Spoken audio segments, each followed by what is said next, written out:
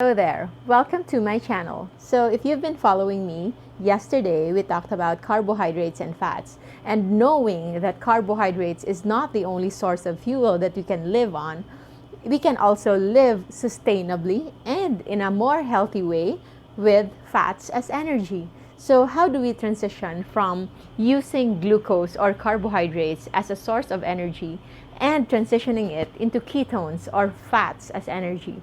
So right now, I'm actually on my 46th hour of fast. So this is my fasting tracker. In just 2 hours, I will be able to complete my 2 days of fasting. And I will still continue to fast on the 3rd day and probably on the 4th and probably on the 5th. Yes, I haven't eaten since 2 nights ago. So yes, you can live without food. But for those who are not yet ready to do their fasting, you can just live without carbohydrates. Yes, you can live without carbohydrates, and that alone could be the best thing that you can give to yourself because it is the most healthy way to eat, healthy source of energy coming from proteins and fats, and there will be no deleterious effects or bad effects coming from increased in blood sugar and at the same time increased in insulin. Because why? Why do we want to keep insulin low or at the baseline level? Because if you look at this photo, this illustration, this will show the summary of what chronic insulin level will have in your body.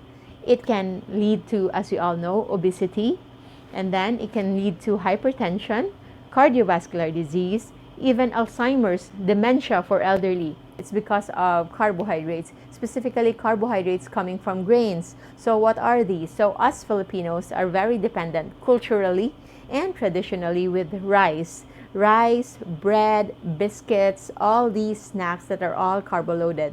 We have this pandesal in the morning. We can eat snacks with rice and some little vegetables and little viand. But the bulk of our food is actually coming from carbohydrates. So we can do away all that and we can live without that because there isn't such a thing as essential carbohydrates. Now, as for our journey, I'm not alone in this 3 days fasting. I have some friends and other readers of the book who were already educated regarding fasting. So, what to expect during the first day and what to expect during the second day. So, the first and second day, if you've been eating the normal balanced diet that is carbo-loaded, you will have the hardest first 2 days because at this time, your body will still feed on glucose or the remaining blood sugar that have been in your system, in your blood vessels from the food intake that you've had yesterday. And after that, it will take about 24 hours for that to be consumed, and after which it will tap your glycogen stores or the glucose that is stored as glycogen or reserved glycogen that's coming from your liver. So that will last you another 24 hours. And only after those are depleted, that's the only time that your fat stores will become activated and will be used as energy. So that's why the first 2 days is the hardest. And for some, it can extend up to 3 or 4th day depending on your metabolism and your activity.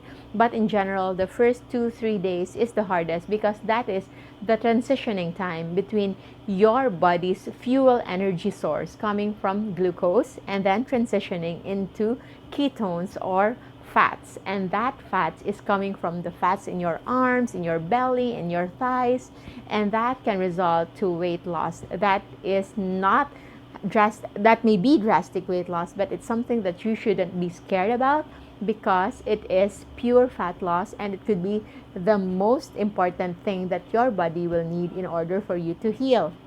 So if you don't get past that transition period between your glucose going down and your ketones going up, your activity or your fat burning activity of your body will not actually become optimized or will not become maximized. So a lot of us are just stuck in the first day or the first 2 days, and that is something that is not sustainable because it will drive your body into starvation mode and you will feel very hungry.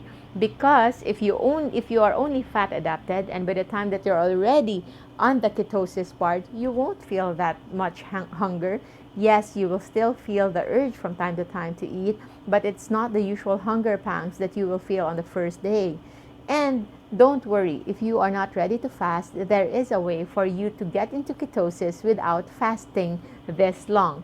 And that is by eating foods that do not have carbohydrates in it, or that have very minimal carbohydrates in it, or what we call ketogenic diet, or simply put, keto diet. So this ketogenic diet will allow you to eat as much food as you want, especially coming from healthy fats like meat products, beef, pork, some chicken, and all the green leafy vegetables that you can, without harming your body into going into ketosis. So we will aim for ketosis so that our body will feed on the fats that we have aside from the fats that we eat, so that it will burn. So the more you consume these fats, you cannot actually overdo it, but the more you consume this, the more chances of your body healing, because there will be less insulin that is coming inside, that is being maintained in your bloodstream, and those risk of heart attack,